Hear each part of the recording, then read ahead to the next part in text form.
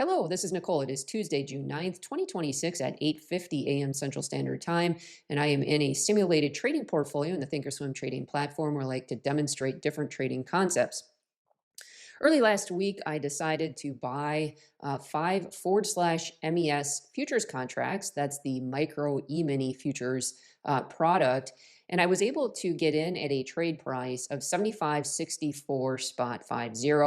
Unfortunately, the index really dumped after I entered into that position. I entered into the position on this day here, not knowing that we'd be seeing significant selling in the index a few days later. Well, we did, and that position was hurting. And you can see here that we're rebounding a little bit, but we're still underneath my trade price. So heading back to the monitor section of the software, we can see that the overall position is showing an unrealized loss of over 1,800 bucks. So this is a real stinker. And I'm looking at different repair strategies. And I thought that I'd hit record and show you what I'm looking at. Heading over to the trade tab, we are looking at the /MES futures product here. And we can see that the contract that I'm in is the active contract, but there's only 9 days left for that. And soon the contract will roll, and the most actively traded contract will be the September contract /MES U26. So what I'm looking at are options that will expire within this 9-day time frame to see if I can't repair this position before I would have to roll into the September contract. So I'm going to focus on the June 18th, 2026 options expiration cycle. These are settled in the AM in the June expiry in 9 days. And I'm going to open that up. And what I want to look at is potential repair strategies utilizing a call ratio spread. So I have five contracts here. And so I can sell basically a covered call position against these five contracts to bring in a credit. And what I want to do is I want to buy some call debit spreads with that credit for either a net credit on the structure or for zero cost to see if I can't reduce my break-even point significantly on the overall position. So what I like to do is analyze call debit spreads that are in the money and at the money when I start to figure out what I want to look at here for this. And when I'm trading the S&P 500 futures products, I find that 25-point wide spreads work fairly well if you're selling the calls kind of near the money. So the first thing I want to look at is the 74.50, 74.75 call ratio spreads. And I know that I have five contracts that I can work with on this. So I am just going to right click here and go down and say sell back ratio. And that populates an order, and I'm just going to go to the 70, what did I say? 74.75 strike price there, and the software automatically populates a 1/2. However, I do not necessarily always have to have this type of a ratio when I'm pricing out these spreads. I think that, let's see, if I bring in, oops, I want to minimize this here. Okay. So if I bring in five of these 74.75 strike calls and just sell five of those to see what kind of credit that would bring in, we're going to do that 5 times. And MES has a multiplier of 5. So when you take the quote here of 73.25, we multiply that times the multiplier for this futures contract of 5, which is a little different than equities. In equities, the multiplier is 100.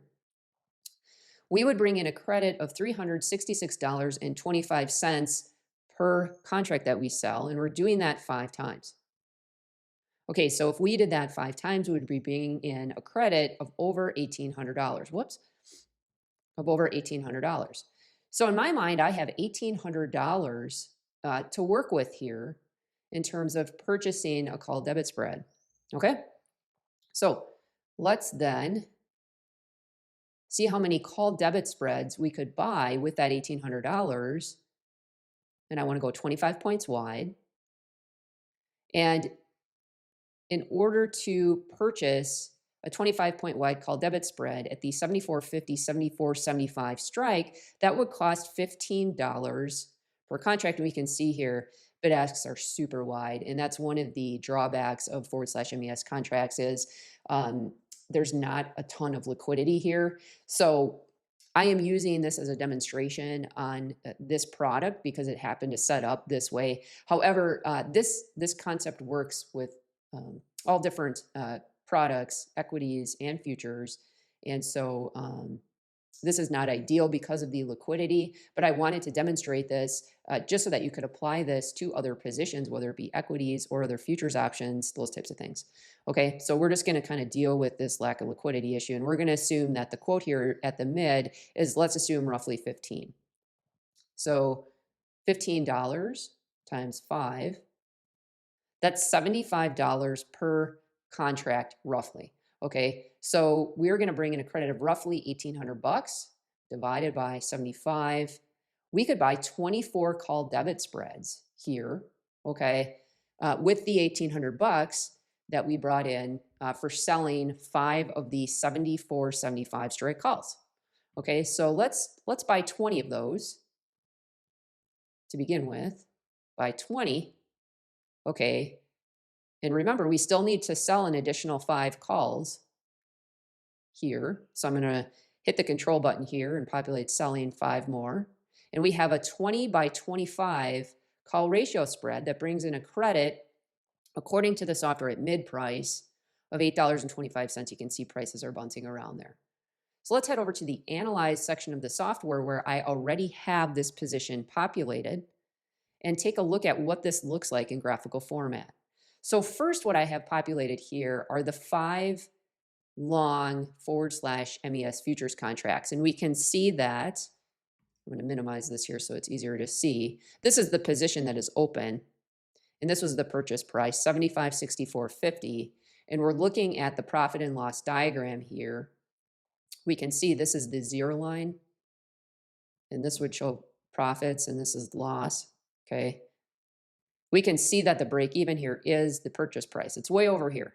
Okay, and what I want to do is shift this break even this way so I can get out of this sucker easier for either a scratch or maybe a small gain. And I want to do that utilizing these call ratio spreads. Okay, so we just built the trade. We know that we can put this on for a credit.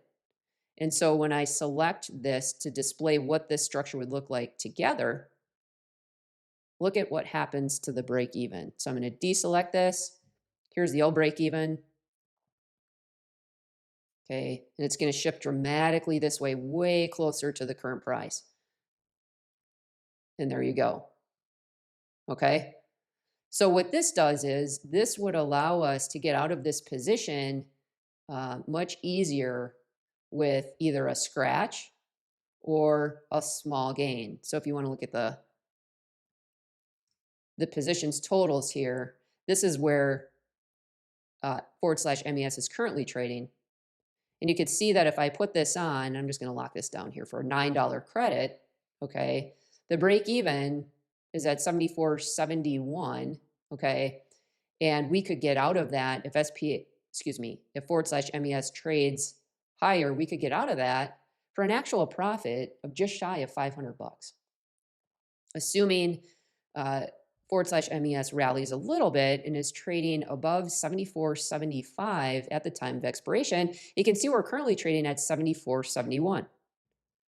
Okay, so this is a stock repair strategy, or in this case, a futures repair strategy that I am going to send through because I would like to see if I can get out of this for a scratch or even a small gain would be great, given that this trade has been just such a headache for me. Okay, and you may be asking, okay, well, that's fine. What if /MES continues to sell off? Well, this structure as a whole, I just deselected at the actual futures position. I know I'm going to take heat on that. That's going to happen regardless. I'm not going to panic out of it. But this structure, if we put it on for a credit, will actually gain in value.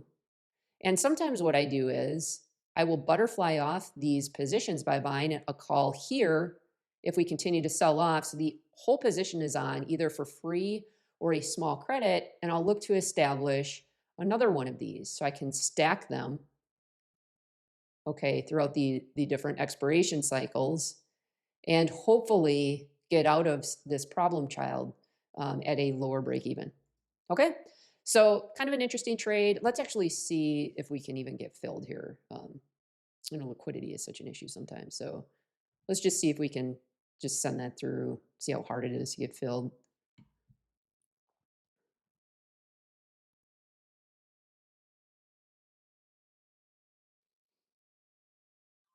Well, we did get filled, and this is a simulated trading software. So, sometimes I think the fills are a little bit more liberal than in real life.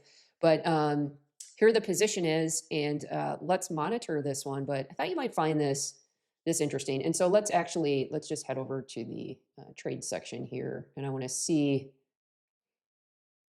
I'm going to go to position intrinsic. There's the position here. So it's a kind of an at the money. It was in the money when we built it out. Called debit spread paired with 5 short calls, short covered calls at the 74.50 strike to make up a call ratio spread, which can be very helpful when trying to repair stinker positions like the one we're in now. Okay, so hopefully you found this interesting. Thanks for listening. This video is for educational purposes only and does not constitute investment, financial, or trading advice. No recommendations to buy or sell securities are being made. All examples are hypothetical and for illustration only. All investments carry risk, including the possible loss of principal. Options trading involves significant risk and is not suitable for all investors. Past performance is not indicative of future results. Consult a qualified financial advisor before implementing any strategy and review your financial situation, risk tolerance, costs, fees, and tax implications. Options trading requires broker approval, and not all strategies are permitted in all account types. Returns shown are hypothetical and not guaranteed. Market conditions can change quickly, and results will vary based on market performance, timing, and execution.